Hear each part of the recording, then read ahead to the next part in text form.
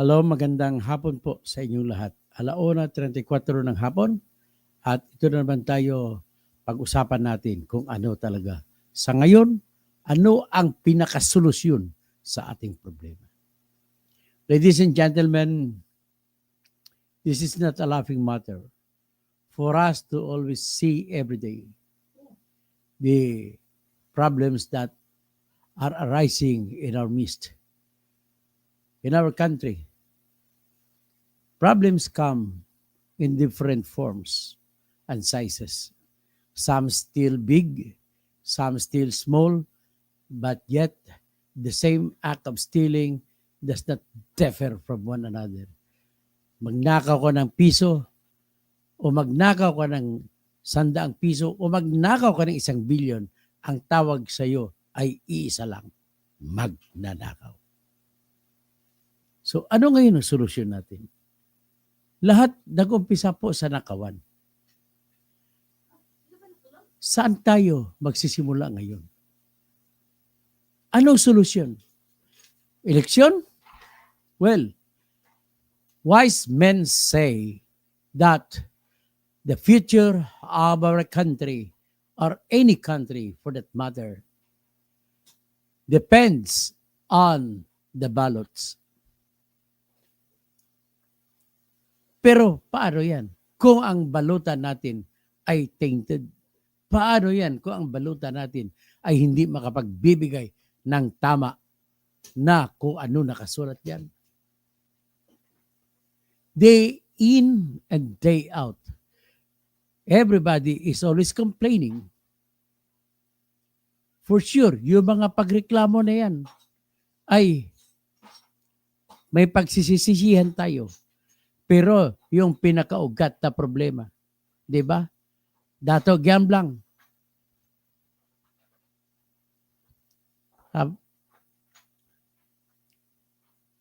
Sa ala. So, mranaw, agapakat, magtatanong, antuna so galubakan tano, para so Tuhan tano, makagrasya sa ato.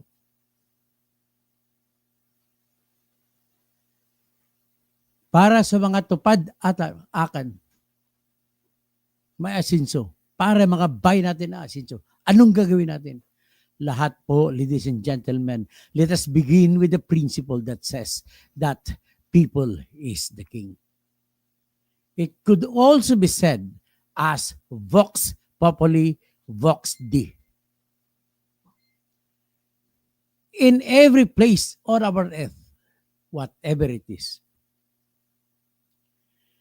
always that real choice of the people that matters.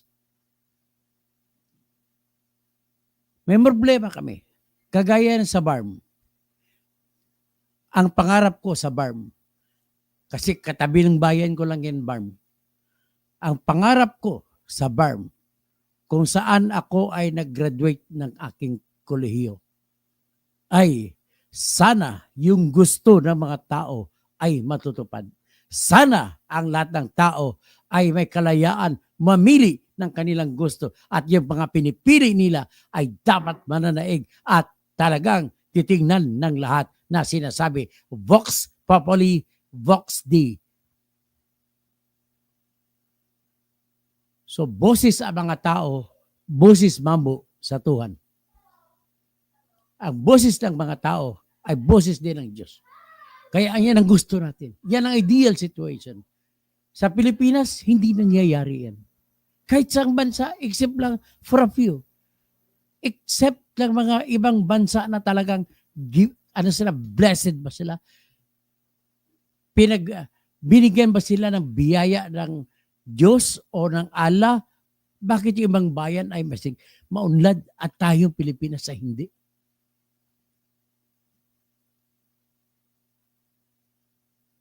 Paano na nga ito? Wala na pong karapatan ang mga lahat ng mga magagaling na Pilipino, Muslim o Kristiyano, na tumakbo sa kani-kanyang mga bayan. Bakit? Kasi mga politikong dinastiya ang namumuno. alam ko ang problema. Kagaya sa BARM, alam ko yung problema dyan. Tagariyan ako. Hindi kayang manalo ng mga mujahidin kung eleksyon ang pag-usapan at kung kalabanin nila mga political families. That I can always say without fear of contradiction. Kaya nga, to balance that situation, mabuti na lang sa panahon ni Duterte at panahon ni Bongbong Marcos, pinayagan na i-postpone muna ang eleksyon. Kailangan kasi na maka-adapt ang lahat ng mga Maguindanao, Maranao, mga tausog sa sistema na para marunong na silang humiwalay ngayon sa dikta ng mga politika ng bawat pamilya. Kung matindi ang political dynasty sa Christian area, mas matindi din ang political dynasty sa mga Muslim area natin. Pero, kabaliktaran ng lahat, nakapag-isip mas matalino ang mga mambabatas sa BARM, sa Muslim area, kumpara sa mambabatas ng mga Christian area. Bakit ko nasabi? Kayno, dahil tanging BARM lamang, mga mambabatas ng BARM lamang ang nakapag-isip ng panlaban sa political dynasty. Ano yun? Nakapag-isip sila magpalabas ng isang batas na kung tawagin ay Bangsa Moro Electoral Code, na kung saan binabawalan ang magkakapatid, mag-ama, mag-ina, maglulo o mag-apo na tumakbo na sabay-sabay. Magandang panimulain na yan. Sa mga Christian area, wala ka makita. Akala mo ba sa mga Muslim areas lang napapatayan sa politika? Sa Christian area, marami nagpapatayan. Maraming buhay ng mga taong magagaling ang namatay dahil sa ating halalan. So, anong solusyon? May nakaw dito, nakaw roon, ayuda rito, ayuda roon. May impeachment dito, impeachment doon. May awayan ng mga leader. Bukas magsasaba, sunod na araw mag-away. Ang kawawa, lagi ay mga maralitang Pilipino. Muruman o Kristiyano. Yan po ang problema natin. Ano ba talaga ang solusyon dito? Mga kababayan ko, ang kinabukasan ng ating bayan ay nagsimula sa boto. Boto po ang pinagsisimulan yan. Para mapaunlad, dapat ang mga tao ang siyang masusunod kung ano ang gusto nila. Pag binoto nila, kung sino ang binoto nila gobernador, iyon ang suportahan natin. Pag majority. Pag binoto nila, sino ang mayor, suportahan natin. Pero ang problema ko, kailan ba tayo makakasiguro na ang boto ng tao ang nasunod? Kailan tayo makakasiguro na ang lahat ng mga eleksyon natin ay hindi nadadaya? Kailan? Ni minsan po ay hindi nangyayari yan. Ang nangyayari, kabaliktaran. Umabot sa bilihan. Bili ng boto rito, bili ng boto ron. Pinag-aral ka ng tatay mo, pinag-aral ka ng nanay mo, nagsisimba ka kung sa anong simbahan mo man, ano man ang relihiyon mo. Nakinig ka sa aral ng mga imam, aral ng mga pari, aral ng mga pastor. Wala rin. Paglabas mo ng muske, paglabas mo ng simbahan, wala rin. Balik sa dating gawi. Kailan natin ang gagawin nan? Mga kababayan ko, halos wala na po ako talagang pag-asa dito. Wala na ako nakikita ng pag-asa. Pero ito po, may isa ako nakita, naisip.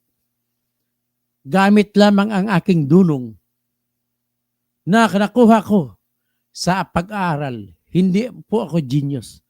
Naisip ko lamang po ito dahil sa malawak ang aking pag-aralan. Pero bago ko sabihin, nais ko muna batiin kayo lahat dito. Si Jesse Noarbe, si Dato Giambang, sa abot kaya natin si Atty. Tulungan ka namin, insala. Injula ko na, like Virginia Bunao. Good afternoon. Si Dato Gebang, ayon sa research ko sa remote area, ay kilala kanila na matapang na abogado at Muslim ang puso mo, Sir Attorney, dahil marami kang natutulungan dati pa. Alam mo, sige, bagay lang. Ilang mga eminent commander sa naging client ko. May mga eminent commanders ako, pinalaya ko sa kaso. Inakusahan, tinaniman ng mga ebidensya ng mga matitinding mga manyakis o sa pera ng mga pulis. Tinaniman ng Granada. Kung ano-ano. Lo and behold, salamat naman binigyan ako ng Diyos o ni Allah ng isang dulong kung paano ko madiscover sa pamamagitan ng pagtatanong ang kasinungalingan na binuo at ginawa ng mga lahat ng mga PNPA graduates pa. Yan ang aking may pagmamayabang. So, Dino Balbon, Godwin, tama ka sir, pero ang magnanakaw ay hindi dapat maging magnanakaw. Sino ngayon ang magnanakaw ng pera sa bayan? Yan ang mga tanong natin. Bibigyan ko po ng isang matining na solusyon ang iniisip ko. Joel Gabo, Desmond Laksamana, Jody Batan. Bekoy, kung ano ang pangako mo ay tutuhanin mo pag binigyan mo ng chance. Antonio Bensuceso, mabuhay. Kenneth Calda. So, si Virginia Bunao, Arman Cayaso, Cynthia Manalo, Never No More, Bobby Sinieres, Wonder Mike, Crown Isada, Dato Gembang. Ganito po ang aking gagawin. Pero bago ko ibibigay ang aking solusyon, inisa-isa ko na ito, pinag-aralan ko ng gusto. At itong solusyon po na ito ay abot kamay nating lahat. Hindi po ito magdidepende sa kung ano ang gusto ng mga mayayaman sa atin. Hindi po ito magdidepende sa kung ano ang gusto ng mga mang-aapi sa atin at mga magnanakaw ng pera natin. Ito po ay regalo ito. Tinitingnan ko, regalo po ito. Galing kay Diyos. Galing kay Allah. Kaya pwede ko sabihin, Allahu Akbar. Pakinggan nyo muna. Pakinggan muna natin ang sinabi ng mga pare na nag-organisa. Pare ito ng mga Katoliko. O nag-organisa sila ng Good Government Organization. Pakinggan natin sila kung ano. Clergy for Good Governance ang tawag nila sa kanila. Ang gusto ko sana, magkakaroon sana ng ulama o kaya imam na mga asosasyon na makipaglaban para sa kagandahan ng bayan. Pero alam ko mayroong sa Cotabato sa amin, mayroong tinatawag na Bishop Ulama Council at magbi-meeting sila kung paano pagandahin ang bayan natin na nakasandal sa katotohanan, katapatan at walang taknakawan na sistema. Pakinggan po natin sila muna.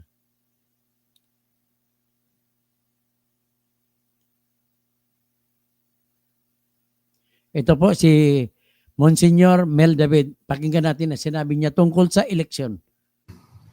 Una sa lahat, personally, hindi ako sang-ayon sa sinabi mo na hindi kami pinakinggan. Pinakinggan tayo ng kawan, marami nanindigan, ngunit ang mga kaparaanan ng mga may kapangyarihan ay namayagpag. Sinong maniniwala na bago pa man nagsara ang oras ng halalan o voting, ay meron ng milyon-milyong resulta ng pagbilang. Hanggang ngayon, kahit ng COMELEC ay hindi makapagpahayag ng buong katotohanan kung anong nangyari sa nakalipas na halalang 2022. At ako'y naniniwala, kaysa ng aking aming matanik na kaibigan na si Jan Rio, na ang eleksyon ng 2022 ay mananatiling isang malaking batik sa malayang pagpapahayag ng isang Pilipino kung gaano kahalaga ang isang boto. Yan ay hindi ko kailanman bibitawan. Salamat po. Okay.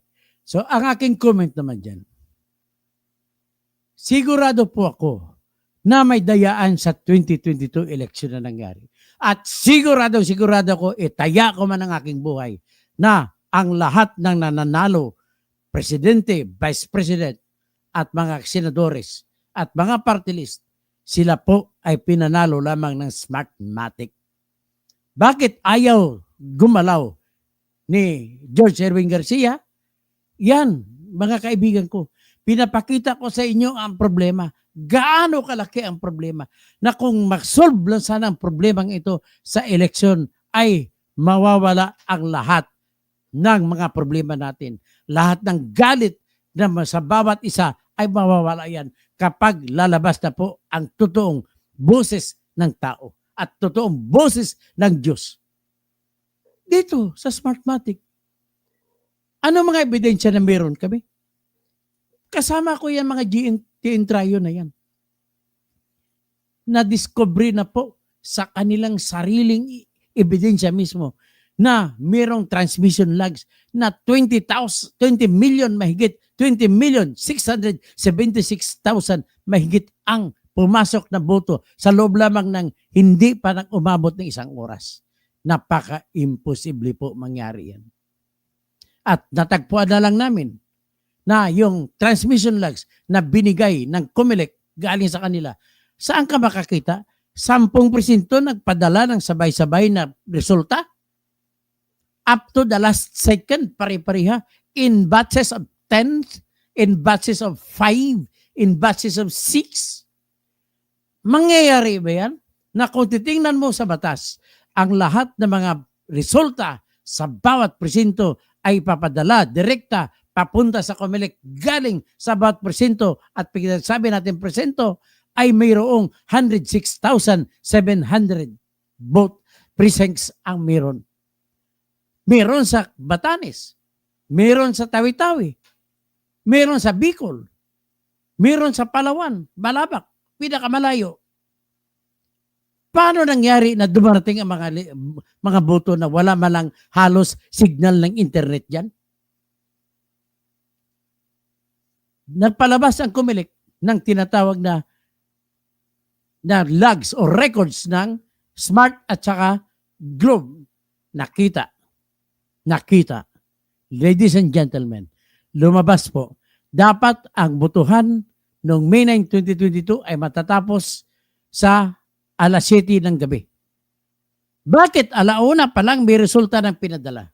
Ang Globe at Smart na ginamit noon kuno na pagpapadala ng mga boto mula sa kada presinto sa bawat probinsya natin sa pinakamalayo hanggang sa pinakamalapit sa Metro Manila. Bakit ang bilis? Bakit nagpadala sila mula alauna ng hapon hanggang sa alas 7 ng gabi? Bakit? Akala ko ba sa batas, magsimula pa lamang padala pagkatapos ng alas 7? Kita nyo ng problema niyan. Paano nakalusot ito? Inanalyze ko po ang lahat ito. Inanalyze ko ang lahat ito. Pwede rin ito mabigyan ng solusyon sa sistema na naisip ko. At kinakailangan lamang ito ng matinding petisyon na isasampa ko sa Supreme Court para manaig tayo. Tiwalang-tiwala naman ako na mapapaniwala ko ang Supreme Court. At ang gagamitin kong desisyon nito na argumento manggagaling po sa desisyon ng German Supreme Court. Alam niyo ba mga kaibigan, sa German Supreme Court, anong meron doon? Sa German Supreme Court po, ay nauna na sila nagkaroon ng halalan na automated. Ang nag-provide sa kanila ng technology ay Netherlands. Automatic. 2 eleksyon, walang reklamo ang eleksyon sa Germany. Automated. Hanggang 2005, may 2 magtatay o tatay tsaka anak niya. Nagreklamo sila sa Commission on Election ng Germany at binasura ang kanilang reklamo. Ang kanilang argumento. Hindi namin alam kung paano binilang ang mga boto. Ganun na kasimple. Kami naman po ay mga taong hindi naman mga bobo. Pero bakit di namin alam kung paano nabilang aming boto? Hindi namin alam kung dinaya kami o hindi. Ganon lamang kasimple ang argumento ng 2 German father and son. Wala ngang protest. Butante lang sila, hindi nga sila kandidato. Pero tinanggap ng German Supreme Court ang kanilang petisyon nang binasura ito ng German COMELEC. Ano ang desisyon ng German Supreme Court? Binasura, dineklara ng Germany Supreme Court ang automated election nila na unconstitutional. Unconstitutional sapagkat yung men of ordinary intelligence cannot even know how it happened. Ibig sabihin, ang issue, transparency. Basahin natin ang ruling ng Germany Supreme Court. Sabi ng German, the German Constitutional Court upheld the first argument, concurring that the use of NEDAP voting machine was unconstitutional. The court noted that under the Constitution, elections are required to be public in nature and that all essential steps of an election are subject to the possibility of public scrutiny unless the constitutional interests justify an exception. The use of voting machines which electronically record the voters' votes and electronically ascertain the election results only meets the constitutional requirements if the essential steps of the voting and of the ascertainment of the result can be examined reliably and without any specialist knowledge of the subject. Ganun ang decision ng Germany Supreme Court. Mula noon, hindi na sila gumamit ng automated counting machine. Alam ko sa Italy, hindi na rin gumagamit ng automated counting machine. Alam ko sa France, hindi na rin gumagamit. So bakit yung mga European countries na mga advanced, bakit hindi nila ginagamit yun? At dito sa Pilipinas, bakit gamit ang gamit? Isa po ang sagot yan. Ang nakaupo na kasi sa poder, ayaw nila matanggal. At sa Pilipinas po, basta na sa poder ka na, mahirap ka nang tanggalin. Kaya para ma-preserve mo, mapapanatili mo ang iyong kapangyarihan, kailangan gumawa ka ng paraan na ang lahat ng mga challenger na mga lalaban pa lamang ay hindi magkakaroon ng panahon o di kaya mahirapan na mananalo laban sa kung sino mga nakasalalay, kung sino mga nakaupo sa kasalukuyan. Kaya yan ang dahilan. Pag nauna ka na sa isang bayan, maging mayor ka, mahirapan na silang matatanggal ka. Ipapasa mo naman sa anak mo yun. Ipapasa mo sa asawa mo. Ganun po nangyari ito. Pag gobernador ka, ganun. Pag senador ka, ganun na rin mangyari. Pag presidente ka, awayan lang sa dalawang malaking pamilya. Pamilya Duterte at Pamilya Marcos. Ganun lang po nangyari sa Pilipinas. So, ano gagawin natin? Di ba? So, Mendagay, from Rome, itiripla siya. Antonio Almonte, may iwasan sana ang muling dayaan sa na walang election lawyers ang nagmalasakit na mag-imbestiga sa magic election results na natuklasan ni ex-General Eli Rio at Dr. Toto Bunyog Kausing sa nilabas ng COMELEC. Benny Lamela, more power, Engineer Toto Kausing, election sa Pinas, pera ang kapangyarihan. Nagkakaroon namang pera, alam mo bakit? Imor ni Bal, dyan sa La Union, gano'n din nangyari. Marami kayo mga dynasty dyan, pinangungunahan ng mga Ortega family. Makakapasok pa ba yung mga magagaling sa utak, edukado sa utak, nag-aral ng ilang taon, naging doktor, naging abogado, naging engineer, tapos tatalunin lamang ng high school graduate? Di ba? Nag-aral lang kung paano mandaya. Yan ang nangyayari. Antonio Almonte. Yan. Di ba? Kita lahat, agree naman tayo lahat na gano'n talaga nangyari. So, ibig sabihin, pag gano'n po mananatili at hindi natin mabigyan ito ng solusyon, edi kalalo, ano mangyari sa atin? Sabi niya sa akin, dapat may hawak ko ebidensya. Edi kalalo, Ang pinag-usapan natin po ay analysis. Pag analysis po, Eddie, hindi kailangan pong ebidensya. Utak po ang kailangan dyan. I-analyze nyo po. Pasensya ka na po. Bongs Galaxy, plus 20M ang buto ng mga nanalo. So ganito po. Ano ang nangyayari ngayon sa ating bayan? Paano natin bigyan solusyon to? Ito ang solusyon ko.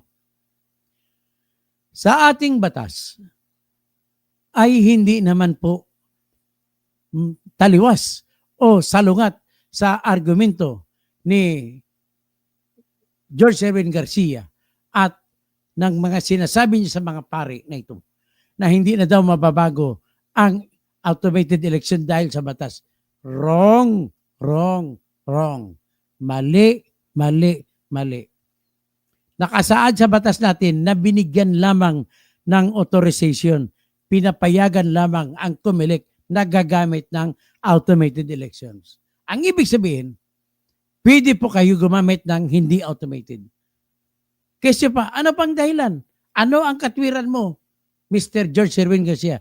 Bakit kung tuwing barangay halalan, bakit wala kang makina ginagamit? Eh di ba? Yan ang ebidensya na hindi po obligado, hindi mandatory ang paggamit ng makina sa tuwing eleksyon. Narinig ko na yan kay General Eli Rio, kay Sir Isaac, Franklin Isaac, o kay Sir sino pang iba, na pinapropose nila na hybrid. Ano ibig sabihin hybrid? Manual ang bilangan, tapos ipadala through internet ang resulta. Pwede rin yan. Bakit hindi? Madili-dili ng konti sa bilangan. Pero pag bilang na total, kasi electronic na, mabilis pa rin ang pagtotal ng mga boto. Pero ang problema nito, sa daming kahit anong mga pangyayari, ang Pilipino talaga na mandaraya ay talagang napakautak. Maraming paraan na gagawin nila para lamang sila makakakuha ng pamamaraan na sila mananalo. Ang pinakahuli pa niya, kung hindi sila mananalo, papatayin nila kalaban nila. Yan po ang Pilipino. So ano ngayon ang solusyon natin? Sa pinakabagong batas po, sa Republic Act 9369, nagsasabi po na mayroong tinatawag na random manual audit. Okay? Yung random manual audit na yan ay aking i-highlight at aking ipakita sa screen ko para makita ninyo.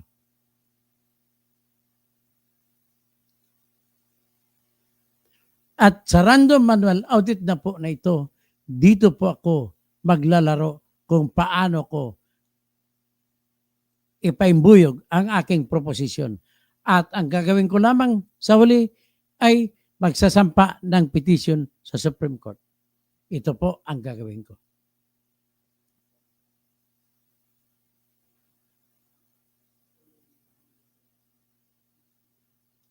So, ang gagawin natin, sinasabi sa Section 29 ng Republic Act 9369 na bagong Section 29 sabi niya, where the automated election system is used, kung saan ang makina na magboboto ay gagamitin, ibig sabihin, pwede kang gumamit, pwede kang hindi gumamit. Sinasabi ng batas, kung ito ang gagamitin mo, dapat magkaroon ng tinatawag na random manual audit. Ang sinasabi ng random manual audit, sa kada presinto sa kada congressional district na pipiliin randomly daw by the commission. Ang pipili, commission election sa bawat province at saka city. At kung magkaroon man ng pagkakaiba, ang bilang sa manual, kamay-kamay, bilang, laban sa bilang ng computer ay mag-i-initiate ito ng manual count para sa lahat ng presinto na apektado. Ano meron dito? Una bes, nagbibigay ng kapangyarihan ng batas na magkaroon ng manual audit. Kaya nga lang, yung batas na ito ay labag sa konstitusyon. Bakit ko nasasabi labag sa konstitusyon? Ang konstitusyon po nagsasabi na ang eleksyon natin ay hope. Ano pong hope? Honest, open, and honest election. Ganun dapat yan. So, kung paano dapat maging honest? Dapat maging honest yan kung ang lahat ng mga bagay na makapagbibigay ng posibilidad na iyon ay hindi maging honest ay tanggalin. Magiging transparent. Paano? Sinabi nga, ang mali dito sa batas na ito, sinasabi na binibigay ang pagpipili kung aling presinto ang piliin sa pagmamanual na pagbibilang ay kumilik pa rin. Hindi ba conflict of interest yan? Kumilik ang nagpapa-eleksyon, natural, gusto ng kumilik, ipakita sa buong mundo na buong bansa na ang kanilang halalan ay tama at walang bahid ng pandaraya. Paano mangyari yan kung haharangan nila kanilang depensahan ang kanilang ginawang halalan na tama dahil sa paano pamamaraan na madepensahan? Kasi sila naman ang pipili kung aling makina ang buksan para i-check kung ikumpara ang mga boto doon na tama ba kumpara sa makina, kumpara sa miro. Nantindihan niyo ba ibig ko sabihin? Nakalagay sa Section 29 para i-check kung tama ba ang ating eleksyon ay nag-uutos sa batas na inuutosan ang COMELEC na mamili randomly, kahit saan, mamili bawat kongreso, bawat congressional district ay isa ang piliin na makina, na bubuksan. At ang resulta dyan sa kamay-kamay na bilang, ibangga doon o ikumpara doon sa eleksyon na nireport ng automated election system, na nireport ng makina. Tama ba yan? Alam mo, yung principle tama sana, pero yung pag-implement ng batas, mali, unconstitutional. Bakit ko nasabi na unconstitutional? Labag po yan sa inuutos ng Constitution ng election natin ay dapat malinis. Dapat open sa lahat. Dapat yan ay honest. So paano ngayon magiging honest kung ang COMELEC ang may pimili kung alin bubuksan? Kagaya na nakarang eleksyon, 2022, ang COMELEC ang namili kung alin ng mga presinto ang pipiliin para buksan para i-manual count. Ang style na pagpili pa, kumunwari itulak ko sa Philippines Statistics Authority. At ang ginawa pa nila sa pagpili, ginamit nila laptop. Ladies and gentlemen, madali lang po dayain ang laptop. Ano ang pinakamaganda na gagawin? Payag na ako sa ganong sistema, pero kailangan magpetisyon muna ako sa Supreme Court na tanggalin ang COMELEC na bilang siyang magdidesisyon kung alin ang mga baluta, mga presinto ang dapat buksan. Dapat, ang ipapalit natin dyan ay yung mga fair na tao na walang kinalaman. At kahit mga may kinalaman, pero basta pare-pareho sila naglaban-laban. Kung political parties, lahat ng political parties, dapat sila ang bigyan ng karapatan mamili kung aling baluta ang bubuksan para bilangin at kwentahin sa mano-mano at kung anong resulta dyan, ibangga doon sa resulta na diniklara ng lahat ng ating makina. Anong gagawin? At iwasan natin, dapat ipetisyon ko rin sa Supreme Court na bawalan ang COMELEC at kung sino man ang magpipili ng kung anong bubuksan ng mga presinto na sa pamamagitan ng computer. Dapat ang mamimili ay partido, tao mismo. Mano-mano, wala ng computer. Kasi ang computer madali dayain. Mano-mano pagpili, may tambyulo. Pak, kuha, pak. Oh, precinct number 32. Pak, kuha. Ganon dapat ang pagpili. Tapos, ano ang gagawin?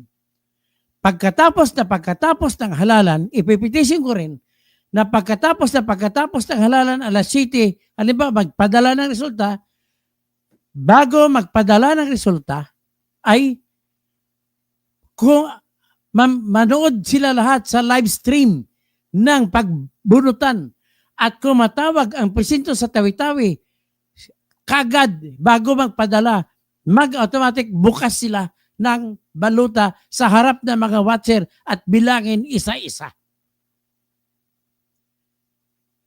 Kagad-agad bilangin pag mapili na nila sa live stream na iyon palang kanilang presinto na pili, magbilang na kagad sila. Kailangan kagad-agad magbilang. Bakit kagad-agad? Para walang panahon mandaya o mag-isip paano mandaya ang mga mandaraya. Panahon ng kalaban nila. Yan po ang aking nakikitang solusyon. Pero paano mangyari ito? Kinakailangan ito sana ng batas. Kaya lang, hindi po gagawin ng mambabatas natin ang batas na tama na ang pagpipili kung alin sa mga presinto ang buksan ay dapat mga political parties at gagawin ito sa live stream na makikita ng lahat ng presinto sa buong Pilipinas. At kung mapili sa tambyulo ang numero ng mga presinto na yan, ay kagad-agad magbukas sila na hindi pa nakatapos ang eleksyon. Hindi pa nila na ipadala ang resulta. Ganon gagawin dapat. Di ba? Kung kagad-agad gagawin ang pag-check sa manual, wala na silang panahon mandaya.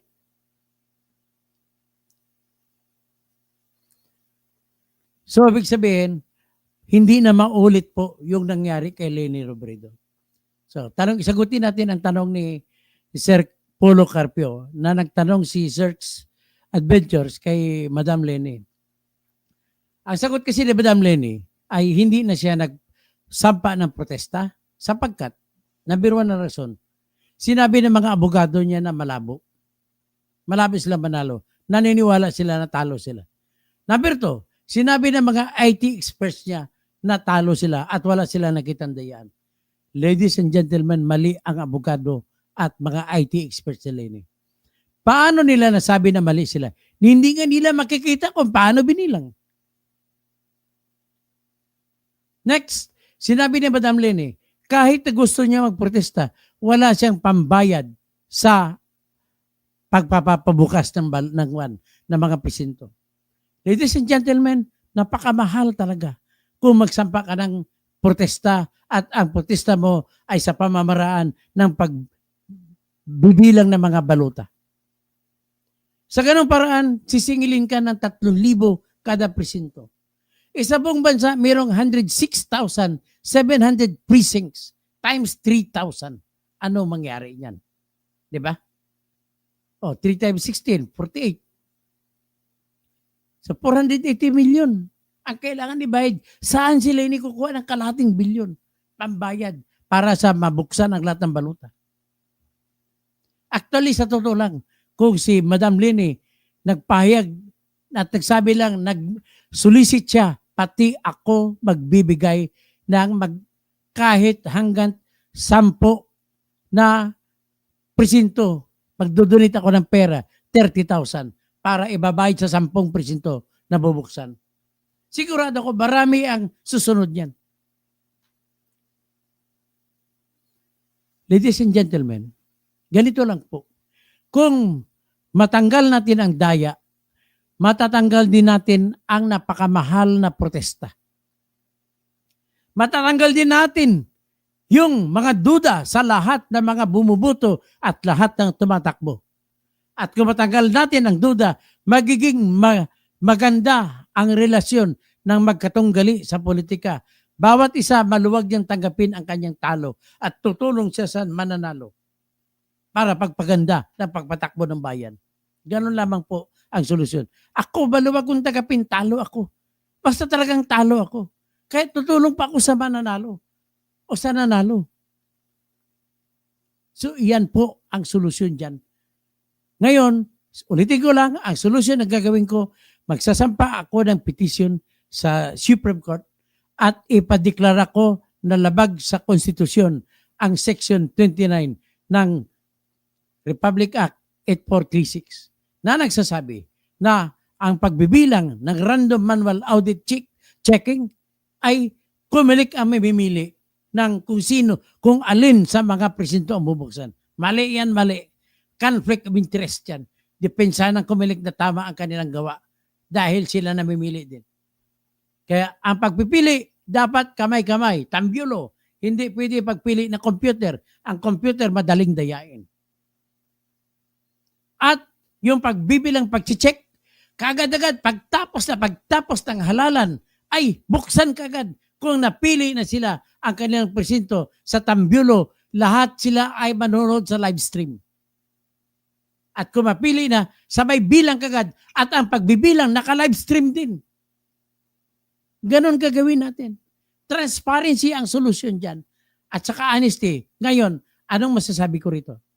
Ladies and gentlemen, sa ganong paraan po, naisip ko yan sapagkat ang unang prinsipyo dyan nagsasabi, walang ibang totoo sa tuwing mag-eleksyon.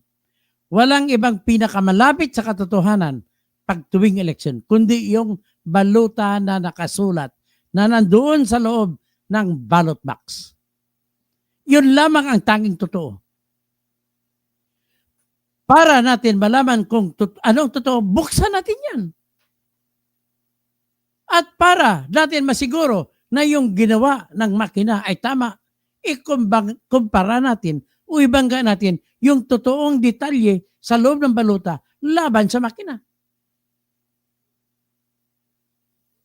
Kaya, alam mo, bago ako magsasara nito, alam ko naintindihan nyo ng ibig ko sabihin. Ang hiningi ko lang sa inyo, dasal. Maghanap na lang ako ng pera pambayad sa Supreme Court. Pambayad nito, mga gastusin nito. Dasal lamang hinihingi ko sa inyo na magkaroon ako ng lakas na loob at mabuhay ako ng matagal para magagawa ko ang aking gagawin sa pamamaraan ng Supreme Court. Kasi wala naman tayong paraan na mananalo, gagawin ko sana sa Kongreso. Paano tayo mananalo sa Kongreso? Yung pagtatakbo ko pa lang sa Senado, ginawa na akong noises ng COMELEC. So paano magagawin natin? Nang dahil lamang sa tinira kong COMELEC, pati yung panunuhol ng miro ng 1 billion pesos kay George Erwin Garcia na siniwalat yan ni Dan Marcolita ay nagalit si Marcolita at saka nagalit si George Erwin Garcia at saka kanyang mga kasama sa akin kaya tinanggal ang pangalan ko sa listahan na opisyal ng mga kumakandidato pagka-senador. Ulitin ko lang, mag-file ako ng petition at hingin ko sa Supreme Court na ideklara na null and void ang Section 29 na nagsasabi, particular na nag-utos na ang COMELEC ang mamimili kung ano ang mga presinto na bubuksan. Kailangan ang mamimili ay tao at huwag gumamit ng laptop o anong computer. Dapat kamay-kamay kasi hindi mo madadaya kung ano ang tambyulo. At kung mabunot na, dapat nakatutok lahat sa live stream ang lahat ng mga presinto sa buong bansa. At kung matawag ang kailang presinto, kagad-agad sila magsasagawa ng manual counting. Kagad-agad nagagawin sa panahon na yan dahil virgin state pa ang mga balutan yan.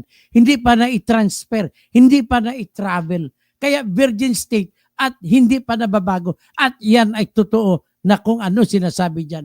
Yan lamang ang ating kasaligan na totoo ang kwento. Yung baluta sa panahon pagkatapos mismo ng eleksyon. At kung magkaroon ng malaking diferensya o may diferensya man, magkaroon na ngayon ng trigger ng recount na walang bayad ang kahit sinong kandidato. Recount lahat. Ganon na isip ko po. So, ipagdasal niyo po ako at gagawin natin yan. Pagkatapos ng aking live stream ngayon, tatapusin ko lang yung aking petition sa Supreme Court na balik na rin yung utos ng COMELEC natanggalin ang pangalan ko sa listahan ng official candidate ng mga senador. Gagawin ko yan, yung petition na isa pa, para sa bayan ito. Kung if you feel like wanting to join me in this endeavor, you can join me by sending in your contributions diyan sa aking mga sa aking mga account numbers. Yan po.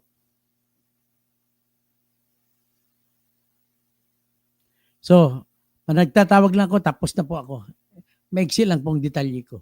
Para maiwasan ng away Bongbong Sara, yung impeachment, yung pagnanakaw ng ayuda ni Martin Romualdez at iba-iba pa, yung pagnanakaw sa mga kalsada ng mga congressman, ito, nagsimula lahat yan sa boto ng tama. Tama ba o mali? Ang boto, yan lang. So, magandang hapon, Estrelito Jose Salvar. Marami talagang salamat, Doc. Isa kang inaasahan sa bayang Pilipinas. Marating sana ang magandang kinabukasan para sa lahat, hindi para sa ilan lamang. Kasama mo ang Bunyog. Tulungan niyo pong Bunyog kasi kami po ay totoong gagalaw para sa bayan. Tapos si Romel Bengson ulit, Dr. N.T. Kausing, kumulik ang totoong nuisance sa election. Tama po kayo. Jerica Lanstedt, good evening. Good morning, Doc. Polo Carpio, Erlinda Lapiceros. Tapos si Ricardo Hamandre. Tapos si Clemente Oisin. Workers' low wages ay policy ng government which is an effective way to manipulate the poor. Tama nga. Kaya kailangan palakasin ang income ng mga lahat ng mamamayan para may kakayanan sila lumaban sa mga bilihan at ayuda ng boto. So, si Lito Del Mundo, dapat mapalitan lahat ng taga-Comelec.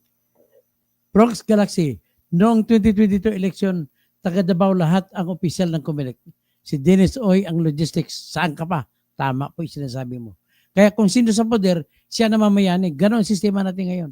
Zene Gutierrez, dapat manual counting na. Panahon na para tanggalin ang kumulekta.